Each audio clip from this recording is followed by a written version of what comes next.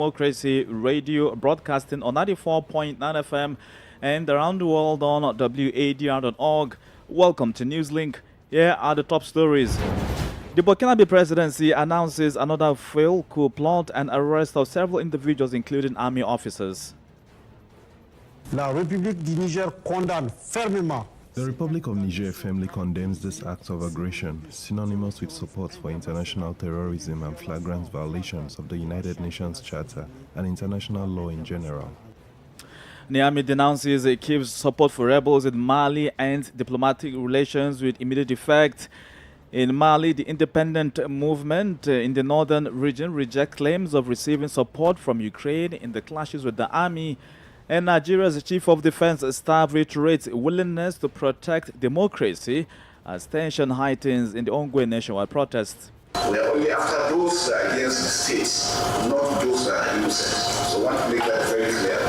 We will continue to work together as a team to support Mr. President in achieving his mandate of peace and tranquility in our dear country, Nigeria. Stay with us for details of these stories and more. Here is Abdullahi Hassan with Newslink. Many thanks for joining us and a warm welcome to our listeners in Gambia, Ghana, Liberia and Sierra Leone.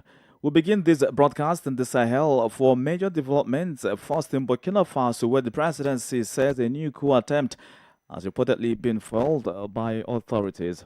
Several alleged perpetrators, including army officers, are under arrest and helping with investigations.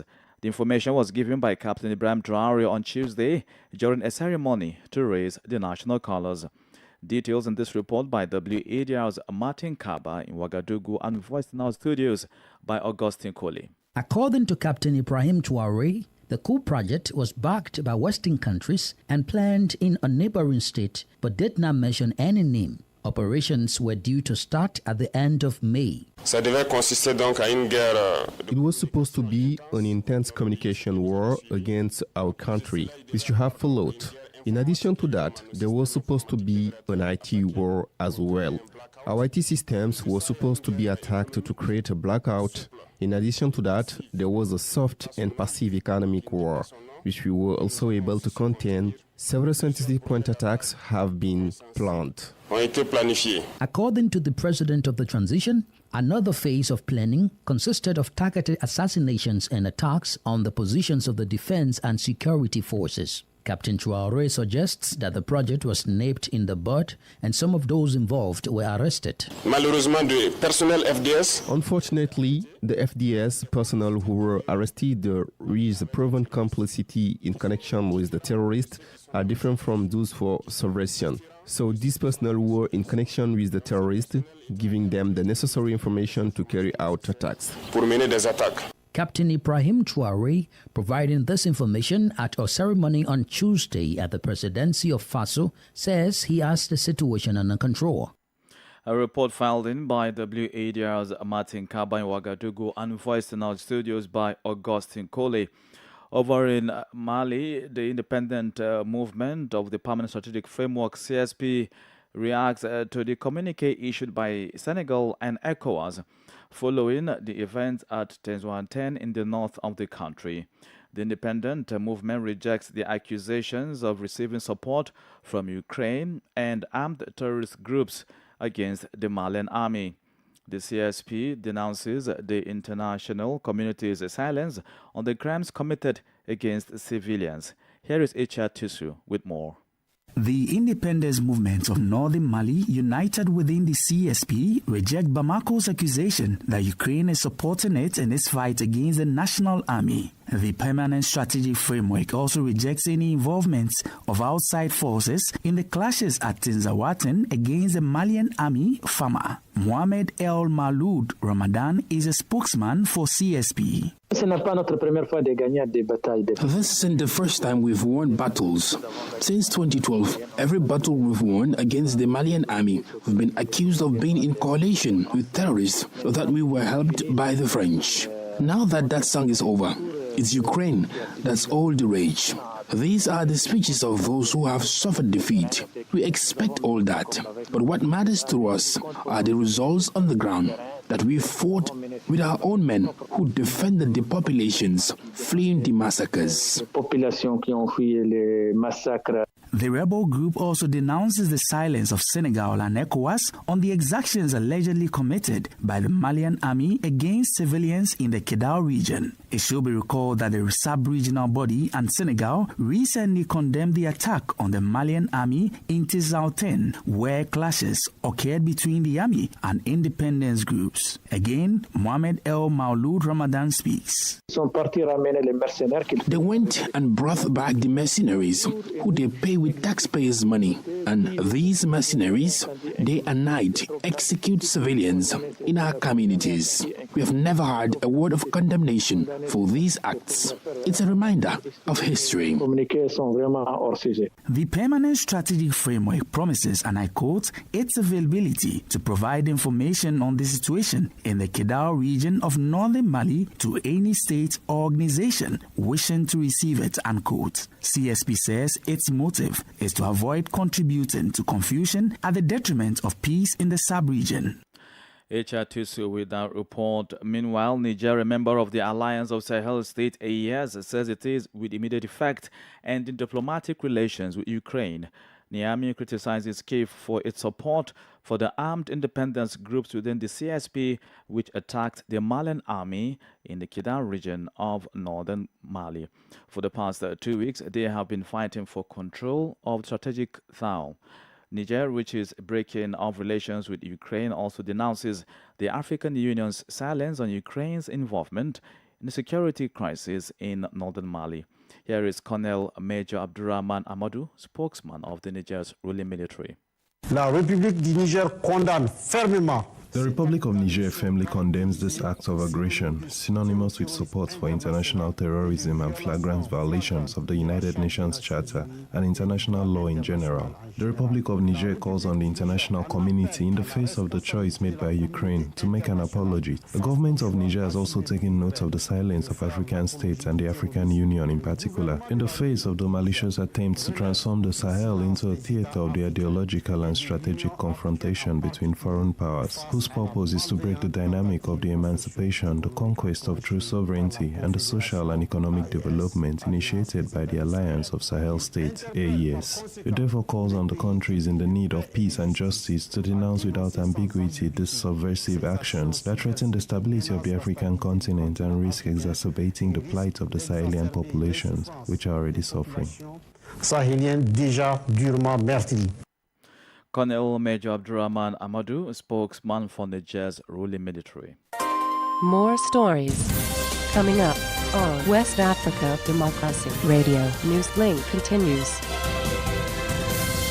Remember, we're streaming live on wadr.org, on Facebook, WADR English Service, and on YouTube at WADR. Today, August 7, Côte d'Ivoire celebrates its 64th independence anniversary. On the eve of the celebration, the Ivorian head of state, Alassane Ouattara, addressed his fellow citizens for just over 15 minutes. President Ouattara addressed several issues, including the high cost of living, the fight against poverty, and justice. Rose Samara Kate has more on this report by WADR's Abidjan correspondent, Albenadi. As in his previous major appearances, the Ivorian head of state chose not to comment on the political situation, and in particular on the electoral process in the run-up to the 2025 presidential election. This time, however, President Ouattara focused on the high cost of living, which has become a hot topic of debate in Côte d'Ivoire. The Ivorian president says he has heard the concerns of the population and has instructed his Prime Minister Robert Mambey to reinforce the measures taken by the state to reduce the cost of living. As far as the fight against the high cost of living is concerned, I understand the concerns of our compatriots. Despite the measures we have taken throughout the country, expectations remain high. We will continue our efforts to increase the supply of production, particularly of food products. I therefore ask the Prime Minister to continue his efforts and to accelerate the implementation of projects within the framework of an updated plan for greater effectiveness in the fight against high living costs. President Alassane Ouattara has announced a special bonus for pensioners once a year in September as part of a series of measures to ease the burden on the population. On the Justice Front, the Ivorian head of state granted a presidential pardon to some 2,400 prisoners convicted for minor offenses. Rose Samarai Kate with that report. Away from Cote d'Ivoire now to Nigeria, where the armed forces has reaffirmed its commitment to defend the country's territorial integrity amid calls for a regime change in the ongoing hashtag and bad governance protest. The Chief of Defense Staff, General Christopher Musa, declared at a security meeting in Abuja aimed to address the escalating protests which have turned violent in some areas. General Musa reiterated the military's condemnation of, among other actions, the display of Russian flags by some protesters, labeling it treasonable. WADR's Abuja correspondent Osman Omar has more. The August protests, initially peaceful, have intensified, with some demonstrators, among others, calling for a regime change. These developments necessitated the meeting attended by all service chiefs and the head of the Department of State Services, Nigeria's secret police. Speaking to newsmen after the meeting in Abuja, the Chief of Defense Staff, General Musa, urged citizens to refrain from undermining democratic growth and allow peace to prevail. We are duty bound to protect the country. We are only after those that are against the states, not those that are innocent. So I want to make that very clear.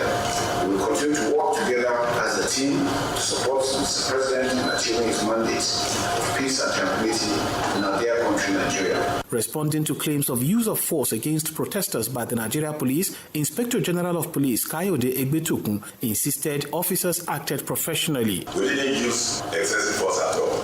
We didn't even deploy the whole of our strength in this protest, even when they turned violent. We have water cannons we didn't deploy. We have rubber bullets we didn't use. All that we have used in this protest, in the manner of the process, is tear gas smoke. On its part, the Department of State Services revealed it has identified and is monitoring sponsors of the protest based abroad. Peter Afunaya is the spokesperson for the department. We have arrested sponsors of those who beat the flag. It's not just that children are throwing flags or flying flags. No, there is more to that. The collective resolve of the nation's security apparatus to maintain order and protect national sovereignty comes as Nigeria faces heightened tensions. The exact number of people killed since the demonstrations began remains unknown, but some civil society organizations tracking the violence put the number at over a dozen and many more, including security operatives that were injured. The level of material damage is equally high across the country. For Newslink on West Africa Democracy Radio, Osman Umar reporting from Abuja. And just before the break, let's take you to the Gambia, where two parliamentary committees of the National Assembly have commenced public hearings over a tax evasion and bribery allegation of up to $30 million. The investigation by the Joint Committee on Finance and Public Accounts and Public Enterprise Committee targets three companies for the sale of over 36,000 metric tons of petroleum products. From Banjul, Sankle Janko completes the story. The Joint Committee was established following a motion by Senegal, member for Lower Salum, calling for a parliamentary inquiry into the matter. The committee will investigate allegations of bribery and tax evasion in connection with the sale of over 36,950 metric tons of petroleum products, valued at $30 million. Alhaji S. Dabo is the National Assembly for Brikama North and the co-chair of the Joint Committee.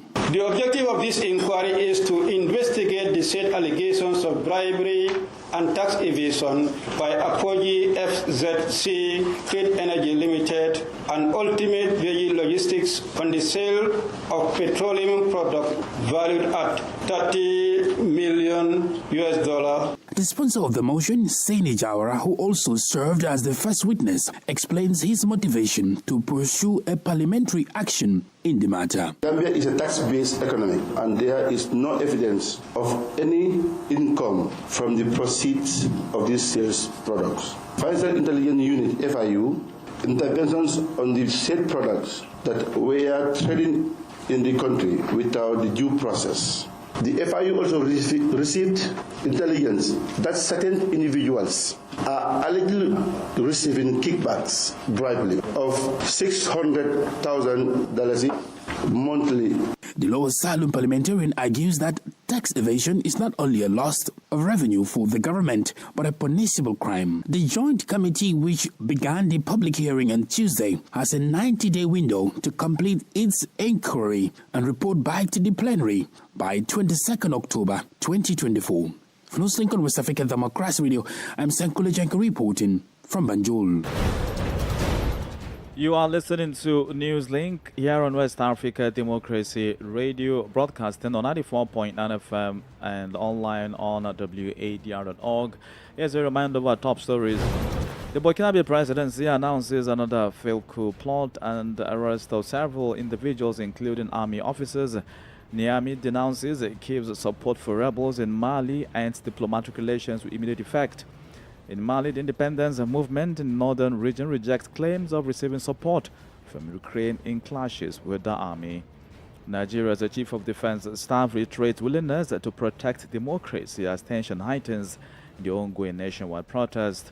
Still ahead in the news, Ghana's Minister of Finance, Dr. Amin Adam, defends the government's economic policies. We also have the press review, guest interview, and a sports update. Please stay with us. Fresh and breaking news all the time. Hear it first as the news breaks, only on West Africa Democracy Radio. Newslink continues. Many thanks for staying with us. Ghana's Finance Minister, Dr. Mohamed Amin Adam, has attributed the hardship being experienced in the country to the domestic debt exchange program and apologized to Ghanaians for the discomfort they experienced as a result. According to the minister, the restructuring process was necessary to reduce the country's debt burden. Adam's communication follows the growing agitation from citizens about the increasing cost of living in Ghana. WAD's Accra correspondent Nadiri Tete reports. Speaking at a town hall meeting in Accra, the finance minister acknowledged the hardships faced by Ghanaians due to the domestic restructuring process mandated by the International Monetary Fund, IMF, as part of Ghana's 3-year extended credit facility, ECF. It is never the intention of any government to impose hardships on its people. It was a necessary, very important decision at the time that if we avoided it, our economy will not recover such as it has recovered today. And this is why I want to appeal to you to forgive us. He emphasized the critical role of debt restructuring in stabilizing the economy and expressed gratitude to the citizens for their continued support during these challenging times. To thank you, the people of Ghana, for the sacrifices, for the efforts that you all have made in participating in the domestic debt exchange program that saved our economy. And so I thank you very much for that support you gave to the government. Despite these measures, many Ghanaians are voicing concerns over deteriorating economic conditions. Plans for demonstrations regarding living conditions were hampered by police intervention following a High Court injunction that restrained the organizers from proceeding with the protests. For WADR, Nadiri Tete, Accra. Away from Ghana, the Liberia 2024 Investment Conference has commenced in Monrovia, the nation's capital, with several investors in attendance. The two-day event, organized by Noel African Venture in partnership with the National Investment Commission, is themed Leveraging Private Sector Investment for Growth and Development. From Monrovia, Darlington Popper reports. The 2024 Liberian Investment Conference is intended to foster economic growth, attract foreign investment, and showcase the country's economic potential. At the start of the conference Tuesday, President Joseph Boakai assured investors wishing to invest in the country that their investment will be fully protected. I assure all of you that every cent you undertake to invest in Liberia will be fully protected. It is in light of all of these facts that I stand before you today in welcoming atmosphere of this forum to reassure you that your investment will be secure. Also speaking, Chairman of the National Investment Commission, Jeffrey Jeplo, said more than 100 companies have so far expressed interest in investing in Liberia. These investors have expressed strong interest in various sectors, demonstrating the growing confidence in Liberia's investment climate. However, as you are aware, investment is not an event, but a process. It involves thorough planning, due diligence, and strategic collaboration. Liberia offers investment opportunities, especially in natural resources such as money, agriculture, fishing, and forestry, but also in more specialized sectors such as energy, telecommunications, and agribusinesses, tourism, and financial services. For Newslink on West Africa Democracy Radio, I'm Darlington Popper in Monrovia. This is the newspaper review. Stay abreast and find out what the top stories are in your country. This is the newspaper review. The newspaper review. Well, for today's press review, Sankule Jankwin Banjul is standing by with major and banner headlines from the national dailies. Well, let's begin today's press review with the Fourier newspaper, whose lead story reads, Gambian migrants stranded, others arrested in Algiers. This other one reads, the National Assembly holds a hearing on 30 million petroleum products. Missing 10-year-old found dead at Manjai Bridge. That's another story on the Fourier newspaper. Lawyer concludes questioning police investigator in Ibrahim Diba's sedition trial. Now let's shift our attention to the Point newspaper. Interestingly, the lead story on the Point newspaper reads, NAM leads evidence into GAM Petroleum 30 million saga. That is, of course, Saini Jawara of Lower Salum is the National Assembly who called for parliamentary inquiry with regards to petroleum products worth $30 million. Mahdi Jabati asked Barrow and Dabo to return state lands.